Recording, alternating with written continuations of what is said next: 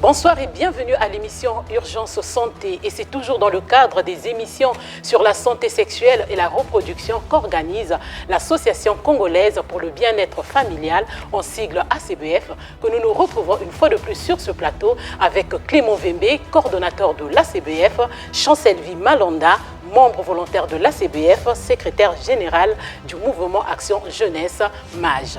Avec nos invités, nous allons parler de la contraception moderne, qui est une pratique clé dans la planification familiale. Clément Vembe, coordonnateur de l'ACBF, Chancelvi Malanda, membre volontaire de l'ACBF, secrétaire général du mouvement Action Jeunesse. Bonsoir à vous et bienvenue sur ce plateau de l'émission Urgence Santé. Bonsoir. Clément Vembe, contraception moderne, que comprendre par cette expression? Merci pour la question. C'est peut-être commencer par dire, parlons de la contraception en général, et comme étant l'ensemble des moyens ou des techniques qui permettraient qu'un couple, c'est-à-dire un homme et une femme, ayant des rapports sexuels non protégés, j'insiste sur ça, et bien, ils ont des rapports sexuels non protégés, ils adoptent des méthodes ou des techniques pour que cela ne puisse pas aboutir à une grossesse. À une grossesse. Ok, donc on ne veut pas de la grossesse. C'est un homme, une femme qui s'aiment, qui veulent se donner du plaisir, mais ils n'ont pas besoin de la grossesse pour le moment. Voilà. Et donc les techniques là qu'ils vont utiliser, c'est ce qu'on appelle la contraception. Et ces techniques-là varient, comme disons qu'il y a des techniques, je dirais, naturelles ou traditionnelles, et il y a des techniques ou des moyens qu'on qualifie de modernes. Ou artificielles. Tout à fait. Alors, on va donc commencer par les techniques naturelles. De quoi s'agit-il? Alors, les techniques naturelles, je dirais, c'est ce que tous nos parents utilisaient déjà à l'époque. Nous nous souvenons que chez nos grands-parents, lorsque dans le foyer survenait un enfant, une naissance, eh bien, on avait tendance à dire, madame va aller chez les parents. Va aller chez les parents. Donc, c'est la technique de séparation du lit. Et donc, monsieur, comme ça, au cas où il aurait encore envie de madame, mais madame étant éloignée, étant chez les parents, eh bien, du coup, on pourrait plus être, comme qui dit, avoir la surprise d'une grossesse non désirée. Mais là, il faut quand même se dire aussi, est-ce que monsieur va rester comme ça? Et le plus souvent, pendant 3 mois, 4 mois, 6 mois, qu'on est dit, voilà. Et toujours, on va aller chercher ailleurs. Mais là-bas aussi, si on ne se protège pas, c'est une autre grossesse qui va tomber, qui va surgir. Voilà. Et c'est la même chose aussi pour la dame. C'est un besoin physiologique. Qu'est-ce qui va se passer là où elle va aller? Donc tout ça, c'est la première technique de séparation du lit.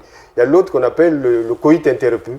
C'est-à-dire que pendant les rapports sexuels, eh bien, le monsieur accomplira l'exploit, parce qu'il s'agit d'un exploit, de ne pas éjaculer dans le canal vaginal. Donc au moment où il va sentir le plaisir monter, et avant d'éjaculer, il se retire. Il se retire. Ah, mais ça, et pour le faire dehors.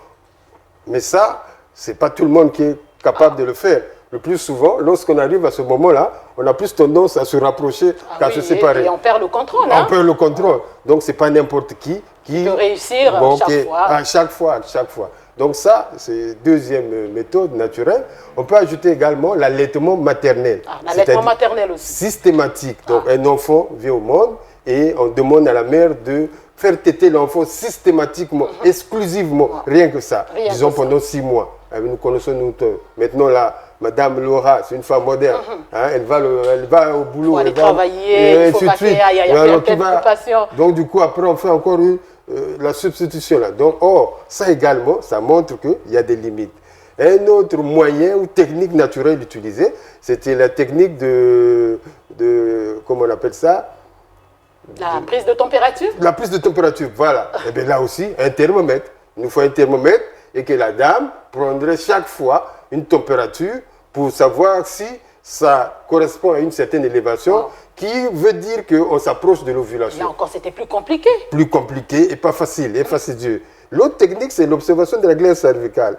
C'est la même chose que savoir qu'à un certain moment, lorsqu'on va s'approcher, où viendra le jour J de l'ovulation, la glaire cervicale, ce liquide-là, qui accompagne, comme qui dirait, l'ovulation va sortir.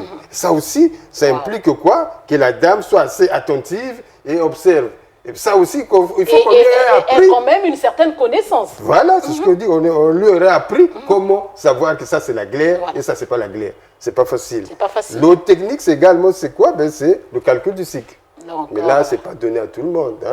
rassurez-vous, Et avec Madame des Laura, changements physiologiques, des troubles qui arrivent à tout moment, c'est pas évident. C'est pas évident, mais je vous signale déjà, par exemple, que le calcul du cycle, que ce soit chez la jeune fille, chez la dame, c'est pas quelque chose d'aisé. De gagner Il m'a aussi, été déjà, d'avance.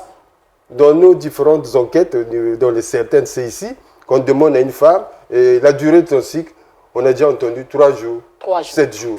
Donc ça veut dire quoi? Elle confond la durée des règles, et le cycle. Donc là aussi, il n'y a pas de maîtrise. Il n'y a pas de maîtrise. Hein? Donc c'est tout ça, toutes ces techniques-là, que malheureusement, qui ont démontré leurs limites. Ah oui. Et c'est ça qu'on se dit que je suis en bonne période ou je suis en mauvaise période. Mais comment être sûr? Comment être sûr que c'est ça? Eh bien justement, ces techniques que je viens d'évoquer tout à l'heure là ont montré leurs limites. Voilà pourquoi, de plus en plus, on conseille, on oriente la femme ou la jeune fille ou la dame à opter pour une méthode contraceptive moderne. Alors que nous y arrivons, de quoi il est question finalement? Eh bien, ce sont des méthodes, ce sont toujours des techniques. Mais là, il s'agit des méthodes scientifiques, démontrées, qui ont été testées dans des laboratoires et validées par l'Organisation mondiale de la santé, l'OMS, et également conseillées, adoptées dans nos formations sanitaires. Qu'on aille au niveau des formations sanitaires privées ou publiques, eh bien, dans les hôpitaux, tout ce monde-là utilise ou conseille ces techniques-là, ces méthodes-là pour permettre à ce que la jeune fille, la dame, femme mariée ou pas, puisse être à l'abri d'une grossesse non désirée. Donc, du coup, prévoir, se mettre, comme je dirais, à l'abri de cette grossesse non désirée, puisqu'on n'en veut pas, on veut seulement se donner du plaisir, on ne veut pas de l'enfant maintenant, on ne veut pas de la grossesse maintenant là, eh bien, on choisit, on adopte cette méthode. Une certaine méthode. Et cette méthode-là, comme vous comprenez, et donc, on peut se dire, on espace même les naissances. Maintenant là, je veux une grossesse. Ça espacer les naissances. Voilà, à choisir même, comme vous direz, le nombre d'enfants qu'on souhaite. Le nombre d'enfants aussi. Grâce à quoi? À la contraception moderne. Et l'efficacité de ces méthodes qu'on verra tout à l'heure là ont été démontrées de gens que je dirais, peut-être pas à 100%, mais à 99%, ces méthodes sont efficaces. Alors de quoi il est question? Je vois, il y a plein de méthodes ici. Peut-on déjà les découvrir? Pourquoi pas? Alors là, je commencerai par, je dirais, la plus commune, la plus connue de tout le monde, le préservatif. Ou on appelle aussi capote. Le plus connu, c'est le préservatif le plus connu. Masculin, où on dit capote. Et là, c'est le monsieur qui le porte le moment qu'il va être, comment dire, avoir des rapports sexuels avec sa partenaire. Mais on a fait des préservatifs masculins, mais il y a également des préservatifs féminins. Là également. Pas trop connu, hein, monsieur Clément? Pas trop connu, qui n'a pas beaucoup de succès chez les dames, ce qui est curieux, alors que c'est fait pour eux. Dans ce genre que si le premier est porté par le monsieur ou le partenaire, eh bien, celui-ci, il est porté par la dame ou la jeune fille. Et ce qui est conseillé, ce n'est pas les deux. Il ne faut pas qu'au cours d'un rapport sexuel, le monsieur porte et la dame aussi porte. Non, non, non. Une personne suffirait qui se protège, ça protégerait tout le monde. Ça protège aussi l'autre. Voilà. Et il y a l'autre méthode qu'on appelle le spermicide. Et là, comme on dit souvent, spermicide, ben c'est quoi? Spermicide, insecticide. Insecticide, ça tue les moustiques, alors que spermicide, ça tue les spermatozoïdes. Et c'est ça, justement, c'est ça. C'est des comprimés qu'on met dans le canal vaginal, où ça existe aussi sous forme de crème ou de barre, et ainsi de suite. Le principe est quoi? Eh bien, une fois mis dans le canal vaginal, eh bien, ça permettrait que lorsque le monsieur va éjaculer, eh bien, cette substance chimique va tuer les spermatozoïdes. Et c'est combien de temps avant le rapport sexuel? Ben, quelques minutes avant le rapport sexuel. Quelques minutes avant le rapport sexuel, pour que ça permette que la dame soit protégée contre une grossesse non désirée. Hein? On ne parle pas de grossesse désirée, on parle de grossesse non désirée. Ah oui, voilà. On ne le dirait jamais assez. Souvent, les gens associent contraception avec stérilité pour dire que, bon, ouais, si j'adopte une méthode contraceptive, donc je vais devenir stérile. Comme on dit ça, il y a que ce qui est carrément faux. C'est carrément faux, monsieur. Carrément faux. Peut-être par cette émission, on pourra commencer, mais on fera d'autres émissions où on pourra prendre méthode par méthode, expliquer exactement ce qu'il en est, et vous comprendrez qu'il y a plus d'avantages que d'inconvénients. L'autre méthode, ou les autres méthodes, c'est quoi? C'est ce qu'on appelle l'implant. Des petits bâtonnets blancs, hein, qu'on met au niveau du bras de la dame. Et c'est quel bras? Bras gauche, bras droit? Bras gauche le plus gauche. souvent. Parce que le plus souvent, on se dit que la dame travaille avec la main droite. Mais le plus souvent, on le met sur le bras gauche, à l'intérieur. Parce que justement, avec les femmes, il faut également veiller à l'esthétique. Donc il y a une petite chirurgie qui se fait, voilà. Tout à fait, c'est sous-cutané, on va le mettre et hop, ça permet que là-dedans, il y a une substance qui permettrait, au fur et à mesure, de faire que l'ovulation ne puisse pas se produire. Et s'il n'y a pas ovulation, il n'y a pas production d'ovule. Et s'il n'y a pas production d'ovule, le spermatozoïde ne peut pas féconder voilà, l'ovule, puisqu'il n'y a rien à féconder. Voilà. Et l'autre méthode, et ça protège pendant combien de temps l'implant? Il y a des implants de 3 ans et il y a des implants de 5 ans. Il y a l'autre méthode de longue durée, parce que c'est ce qui est plus des années, on appelle des méthodes de longue durée. Là, vous avez le stérilet, le dispositif intra-utérin. Et là, ce dispositif-là est placé au niveau du col de l'utérus de la dame. Le principe est le même et que, vous voyez là, c'est quelque chose en forme de T et on a recouvert avec des bâtiments, comme des filaments en cuivre. Et bien, ces filaments-là jouent le même rôle pour faire quoi? Eh bien, faire repousser les spermatozoïdes et permettre à ce que ces spermatozoïdes, empêcher que les spermatozoïdes n'aillent pas atteindre l'ovule et donc féconder l'ovule et du coup aboutirait à une grossesse. L'autre méthode, c'est ce qu'on appelle les injectables. Les injectables, comme on le dit, on va injecter. Ce sont des ampoules. Et des ampoules, il y en a pour 1 mois. Pendant 1 mois, vous êtes protégé. Il y a des ampoules pour 2 mois et des ampoules pour 3 mois. Donc des injections que je prendrai chaque fois. Si j'ai opté pour 1 mois, eh bien, je prendrai une injection. Il y aura une date anniversaire. À cette date anniversaire-là, je reviens pour prendre la même injection. La même injection. Si j'ai opté pour 2 mois, c'est pareil. Si j'ai opté pour 3 mois, c'est pareil.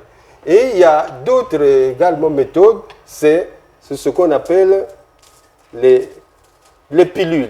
Les pilules, vous voyez une plaquette où il y a un nombre de pilules, et souvent une trentaine, qui correspond également à 30 jours.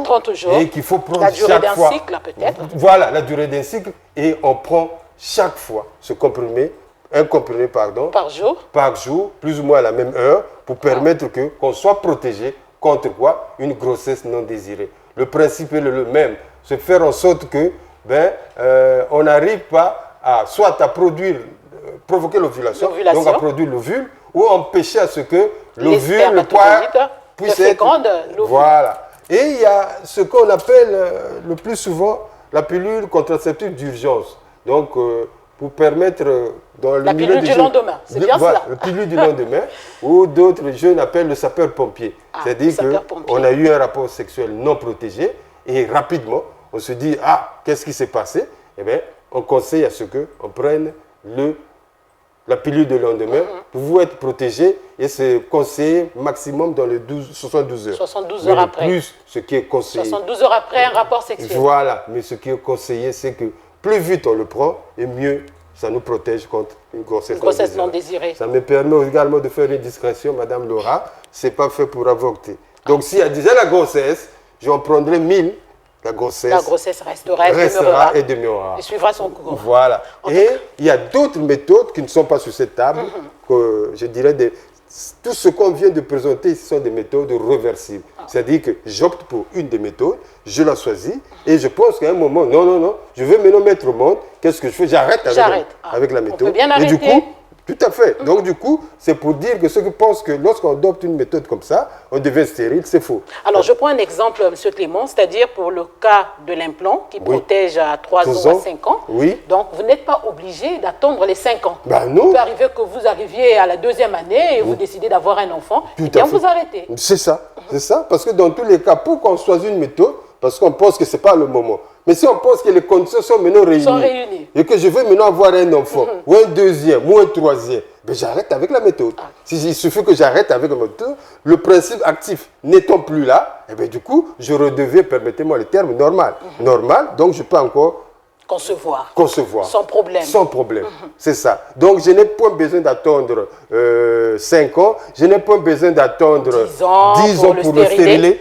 C'est 10 ans. Je n'ai pas besoin d'attendre. Si je pense que c'est le moment ou jamais, je vais revoir la sage-femme, je repars à l'unité de planification familiale du CSI le plus proche, on me retire ça. Si on me le retire, je redeviens féconde et je peux encore avoir mes enfants.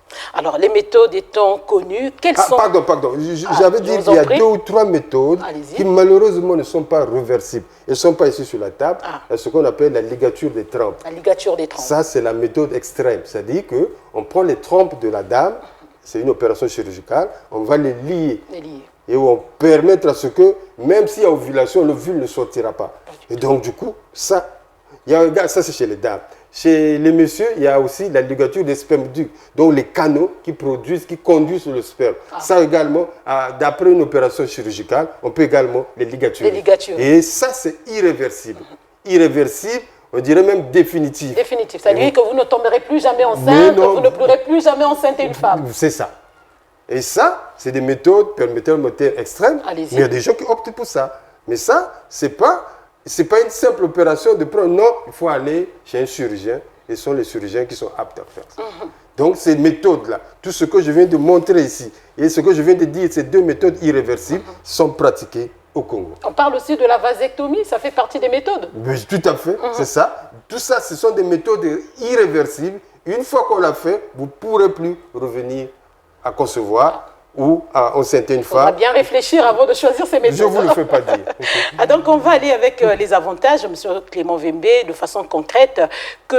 Quels sont les avantages que peut avoir une femme, une fille, voire un homme qui adhère à la contraception moderne? Pour la fille, Chancel Vie, voilà, nous servira de... Les avantages de la contraception chez une jeune fille déjà. Quand je veux pas aller loin, je suis une jeune fille. Et donc, quand je suis sous méthode contraceptive, je sais déjà que je m'éloigne des grossesses non désirées. Et que je vis pleinement ma sexualité déjà. Que je profite de tous les jours. Je ne suis pas stressée à savoir compter les jours si je suis enceinte ou si je ne suis pas enceinte. Parce que ça stresse, hein? Oui, ça stresse. Parce qu'on sait déjà que j'ai eu un rapport sexuel qui peut-être m'emmener à une grossesse non protégée. Et donc, toute la journée, je suis là à faire ça, compter, jusqu'à tomber le jour de l'ovulation. Alors que si je suis sur une méthode contraceptive, ça m'enlève ce stress-là. Ça fait partie des avantages. Et surtout, quand j'opte pour le préservatif, qui est une méthode contraceptive moderne, je m'éloigne des maladies, des infections sexuellement transmissibles, du VIH, des IST, des MST aussi. Oui, et des grossesses clandestines. Donc, des avortements clandestins, j'allais dire. Donc, je m'éloigne de tout ça, tout ce que je sais qui peut nuire à ma santé, à mon état psychologique ou bien à mon moral. Tout ça, j'enlève parce que je sais que tant que je suis jeune, j'ai des projets, je veux avancer. Et une grossesse, maintenant, va beaucoup me freiner. Parfois, il y a des parents surtout pour celles qui sont encore sur le banc de l'école. Oui. Parce que maintenant, là, c'est la jeunesse, 15, donc on va commencer. C'est 12 ans parfois même. Les jeunes ont des rapports sexuels trop tôt. Et ils n'ont pas assez d'informations. Ils ne sont pas informés sur les risques, au fait. Ils partent seulement comme ça, d'autres par enthousiasme, d'autres par curiosité. Et donc, quand ils arrivent sur le terrain, ils voient les réalités, que ce n'est pas comme ça. Et après, on demande conseil à des tontines du quartier, comment faire. Après, on nous donne des fausses informations qui nous nuisent. Donc, et parfois, le temps de rebrousser chemin, c'est trop tard. C'est une grossesse qui survient déjà. Et surtout que la sexualité, c'est un tabou. C'est un tabou déjà chez les parents. Ils n'osent pas en parler aux enfants. Et donc, c'est très difficile de voir un enfant se rapprocher de ses parents, dire « Papa, maman, moi, j'ai un problème, j'aimerais qu'on puisse parler et tout et tout. » C'est très difficile, voire même très rare. Donc, voilà pourquoi, lors de nos sensibilisations, on incite les jeunes surtout à avoir un dialogue avec leurs parents et surtout se mettre sur les méthodes contraceptives modernes pour éviter ce genre de problème. Oui. Monsieur Clément, un complément? Justement, c'est dans ce sens-là également que chez les jeunes, souvent, comme elle a dit, on met l'accent sur le préservatif. Et un des rapports sexuels très tôt, on leur demanderait d'avoir le préservatif. Et le préservatif leur protégerait, comme elle a dit, à la fois, on mettrait à l'abri des grossesses non désirées, à l'abri des infections sexuelles transmissibles, le VIH-Sida, à l'abri également, comme qui dirait, d'une grossesse qui va le conduire à quoi? À un avortement. Parce que le plus souvent, on a commencé, on est tout jeune, on est à l'école, après on a eu un rapport sexuel, et c'est une grossesse. Le plus souvent, on dit, ah, on va me tuer. Que va dire papa? Je suis fini. Que va dire, je suis fini. C'est ce qu'on entend vraiment très souvent. Et on se met en panique, on demande des conseils de gauche à droite. Après on dit, quelqu'un toujours dira, je sais comment. Voilà.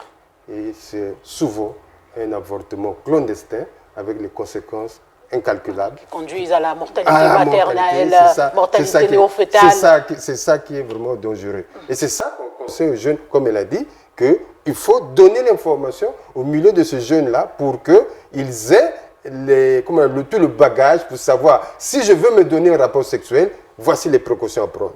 Si je ne veux pas me donner, je reste dans l'abstinence. C'est ça qu'on donne. Vous prenez quand même pour l'abstinence parce qu'il y a des parents, M. Clément, qui disent, mais pourquoi favoriser, pourquoi parler du préservatif aux jeunes? N'est-ce pas une façon de favoriser le vagabondage sexuel? Non, pas du tout. Ça va dans le même principe que on est à l'église, le pasteur parle, il vous met en garde sur un certain nom, il vous parle de la parole de Dieu.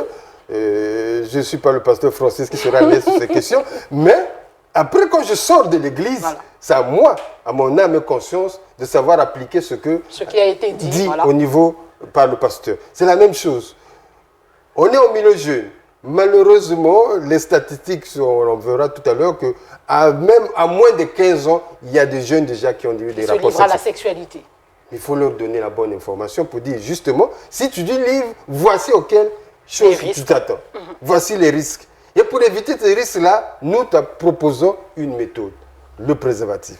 Donc, quand il a commencé ses rapports sexuels, ce n'est pas le préservatif. Ce n'est pas la méthode qui l'avait conduit. Mais nous, on vient pour dire que tu veux continuer, peut-être on ne va pas t'arrêter. On ne sait pas comment tu as commencé, mais on te propose une barrière, quelque chose qui te mettrait à l'abri. Le préserver, on aime. Voilà. Donc, déjà, le mot l'indique, préservatif. Préservatif. Donc, ce n'est pas la méthode qui a poussé, mais le jeune était déjà là-dedans. Donc, c'est pour ainsi dire qu'il faut leur parler de cela. Exactement. Et même celui qui est dans l'abstinence, un jour, d'une façon ou d'une autre, eh bien, il va franchir le Rubicon. Il va passer à l'acte. Il faut qu'il ait déjà l'information. L'information. Et la bonne information. Voilà, attention, le jour où je déciderai, ben, je dois prendre telle précaution. Voilà le chemin à suivre. Voilà, c'est ça. Donc, c'est à la fois avantageux pour le jeune, même s'il n'est pas encore dans les rapports sexuels, d'avoir cette information. Le jour où il va passer à l'acte, il va, comme qui dirait, prendre les précautions. Et pour celui qui a déjà commencé, la même chose, oui, tu veux continuer, mais désormais, ne le fais plus, le yango na yango, mais vraiment, prends une protection. Donc, c'est ça que nous insistons au milieu jeune. Maintenant, chez les adultes, ben, c'est quoi? Ben, l'avantage, ben, dans un couple, même, c'est pour qu'on va choisir le moment qu'il faudra pour avoir une grossesse ou bien une deuxième. Donc, on peut espacer les naissances. Et le plus souvent, ce qui est conseillé, c'est entre deux naissances, observer la période de 2 ans. L'écart de 2 ans, entre 2 ans. Or, si vous ne le faites pas, c'est quoi? C'est les enfants en escalier. Voilà. Si vous ne le faites pas, c'est quoi? C'est les enfants de lundi, mardi. Et c'est quoi? Ben, c'est la maman qui est hyper sollicitée. Ah oui. Hein? Justement, ces grossesses rapprochées-là ont tendance à mettre en danger la vie de la maman, mais aussi de l'enfant. Hein? C'est ça. Et même, je dirais même pire, ben, ça entraîne une hyper sollicitation de la bourse du papa. Parce que, ben, bon Dieu. Les papas sont quand même concernés, hein, parce que très souvent, en matière de contraception, on voit pas les papas. Ils sont concernés. Au niveau de la CBF, en fait, ce qu'on conseille même que lorsqu'il s'agit d'un couple, le projet là, il est examiné à 2. Que nous avons pensé que pour le moment, on met une pause. Comme notre radio cassette, on appuie sur pause, on attend. C'est une décision à 2. À 2. À 2. Et on pense que ce n'est pas encore le moment. Viendra le moment où on pense que c'est bien ça. On appuie encore sur pause pour on redémarre. On redémarre. C'est ça que nous conseillons. Donc, la contraception, ça a des avantages qui permettent à ce qu'un couple, une femme, un homme, ben, puisse être, comme qui dirait, vivre pleinement sa sexualité. Il a dit, on n'a pas d'angoisse de se dire, est-ce que c'est la bonne, est-ce que c'est la mauvaise? La dernière fois, c'était con. C'était con. Non, je veux de mon homme, je veux de ma femme. Je suis libre. Je suis libre, j'y vais. Voilà. Et du cas, il y a l'espacement des naissances et aussi éviter les grossesses non désirées. En un mot, ça conduit à une sexualité responsable. Tout à fait, c'est ce que d'ailleurs le maître mot au niveau de la CBF, que l'adulte, le jeune, qui veut user de sa sexualité le fasse de manière responsable. En quoi faisons? En pensant que l'acte que je veux poser a telle conséquence. Suis-je prêt à l'assumer? Si je ne suis pas encore prêt à être père, eh bien, j'adopte une méthode contraceptive. Je ne suis pas encore prêt à être mère, j'adopte une méthode contraceptive. Si je pense que là même, je suis prêt à être père, mais j'ai les moyens pour élever un enfant, pas deux. Je m'arrête d'abord. Je m'arrête d'abord. Et après, je fais une pause et puis je continue. Voilà. Alors, on va aller rapidement, Monsieur Clément. Il y a encore des hommes et des femmes qui, à ce jour, n'adoptent pas la contraception. Courent-ils des risques en se comportant ainsi? Enfin, je veux parler des conséquences d'une non-adoption de la contraception. Mais justement, ça rejoint ce que je viens de dire tout à l'heure. Un couple qui n'adopte pas une méthode contraceptive, eh bien, s'expose à quoi? À des enfants en étage. On n'observe pas l'écart de 2 ans là. Et du coup, ce couple-là aura des enfants, comme il dirait, par escalier. Et du coup, en n'ayant pas respecté cela, qu'est-ce qui se passe? C'est la vie de la maman qui est en danger. Les grossesses rapprochées là mettent en danger à la fois la maman et le fœtus ou le bébé. Et également, ce que j'ai également dit, eh bien, le père est hyper sollicité. Et il y a le vieillissement de la mère aussi, hein, qui devient accéléré. Oui, mais pourquoi on demande à ce qu'il y ait un écart de 2 ans? Parce que nous savons, nous tous, une femme qui porte une grossesse, c'est 9 mois. Et nous connaissons, nous tous, la transformation que subit le corps de la dame pendant 9 mois. Et il est conseillé qu'après avoir mis au monde, qu'elle adopte un certain nombre de temps, comme qui dirait l'écart de 2 ans, permet à ce que le corps, tout revienne, permettant à la normale, comme c'était avant. Mais malheureusement, avant que chaque fois une grossesse, voilà. Et du coup même, s'occuper, j'ai un bébé de 3 mois, je suis déjà en grossesse, j'ai un bébé de 5 mois, je suis déjà en grossesse. Wow. Elle n'a même pas le temps de se faire belle pour son mari, elle n'a pas le temps. Pas du tout. Hein, voilà. Alors, cette question de contraception, Chancelvi, ne concerne pas que les adultes, mais aussi les jeunes. Alors, comment est abordée cette problématique au niveau du MAJ? Au niveau du MAJ, on aborde cette problématique avec les jeunes. Bon, à vrai dire, c'est un peu serré parce que les jeunes, c'est vrai qu'ils y entendent, mais ils ont encore du mal à exercer cela parce que déjà, ça ne fait pas partie de leurs habitudes. C'est difficile de commencer quelque chose, puis finir avec une autre méthode. Donc, on essaie de s'adapter comme ça. Parce qu'il y a des jeunes qui ne préfèrent pas le préservatif, qui est tout le temps là, comme le Cordeau l'a dit, le yango na yango, ils préfèrent le corps à corps. Et donc, ils ne veulent pas se protéger. Tout le temps, on les rappelle les avantages. Il y en a juste peu qui se protègent, mais les statistiques sont encore loin. Voilà pourquoi on se bat tout le temps dans les descentes, les sensibilisations. On ne se lâche jamais de parler, de sensibiliser les jeunes sur les méthodes contraceptives, les avantages, afin qu'il n'y ait pas des conséquences. Mais à votre avis, pourquoi ils ne veulent pas de préservatif? Pourquoi ils n'adhèrent pas à cela? Est-ce que vous avez essayé de mener des enquêtes, des interviews pour voir un peu? Oui, bien sûr. Avec les jeunes, surtout sur le préservatif, c'est la mauvaise information. Il y a des jeunes qui disent que ça enlève le goût ou ça retire, ça diminue le plaisir. Il y en a certains qui disent que ça rend malade. Et quand on demande ça donne quelle maladie, ils ne donnent pas de réponse. Wow. Ils disent seulement que non, ça donne la maladie. On m'avait dit. On m'avait dit. On m'avait dit. Toujours on m'avait dit.